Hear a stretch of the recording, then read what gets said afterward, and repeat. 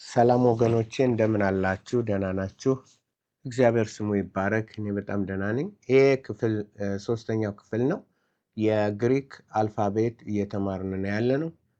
መጽሐፍ ቅዱስን ለማንበብና የግሪክን ቋንቋ በመረዳት የእግዚአብሔርን ቃል በሚገባ ለመማር የሚያስችለን የግሪክ ቋንቋ ትምህርታችን ነው። ስለዚህ ባለፉት ቅዳሜ በምናደርጋቸው እንትኖች አንዳንዶቻችሁ በደንብ ተከፋፍሎ እንዲዘጋጅ በመጠየቃችሁ እንደገና ይሄንን አዘጋጀዋለሁ። ክፍል 3 ነው።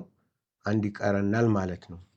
ያለፉትን ክፍሎች ሂዱና ተመልከቱ፣ አጥኗቸው፣ ተከታተሏቸው በደንብ አድርጋችሁ። ስለዚህ ቀላል ነው፣ ምንም እንትን የለውም። ለዚህ ነው ጎን በጎን ካፒታል ሌተር እና ስሞል ሌተር ወይም ደግሞ ማጀስኪዮ መንስኪዮ በማለት በጎን በጎን አድርጌላችኋለሁ።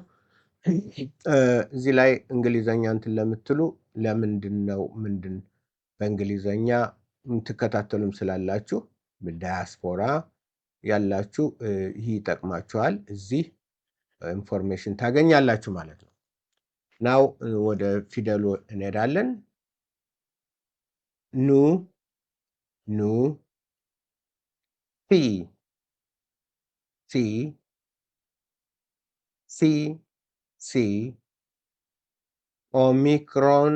ኦሚክሮን ፒ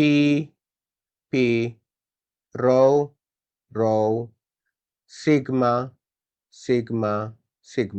ሲግማ በሶስት መልኩ የግሪክ አልፋቤቶች መካከል የሲግማ በሶስት የተለያየ መልኩ ይጻፋል።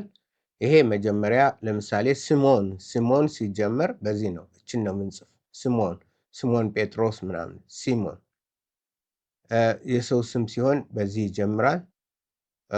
በአንዳንድ አረፍተ ነገር መጀመሪያ የሚጀምር ከሆነ በዚህ እንትን እንለዋለን።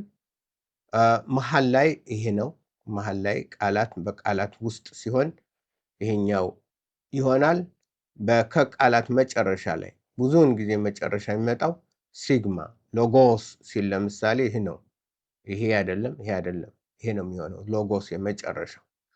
ስለዚህ በሶስት መልኩ ይመጣል ማለት ነው። ይሄ በሶስት አይነት መልኩ መጀመሪያ ሲሆን ያው እንደ ሌሎች ማለት ነው።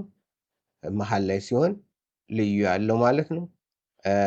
መጨረሻ ላይ ሲሆን ሲ ኦሚክሮን ፒ ሮው ሲግማ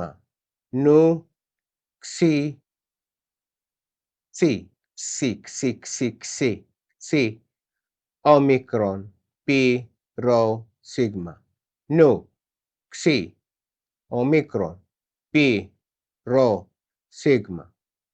ስለዚህ እነዚህ ስሞል ሌተር ወይም ደግሞ ታናናሾቹ ናቸው። ይሄ ታላላቅ ነው። የጥንት ማኑስክሪፕት በዚህ ነው ተጽፎ የምናገኘው። አንዳንዴ እንደዚህ ሲያጋጥመን ብዛ ሄደን እናያለን ማለት ነው። ሲ ኦሚክሮን ፒ ሮው ሲግማ ሲ ኦሚክሮን ፒ ሮው ሲግማ።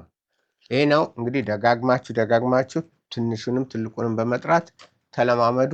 ይህን ይመስላል። በርቱ። ጌታ ከእናንተ ጋር ይሁን ባይ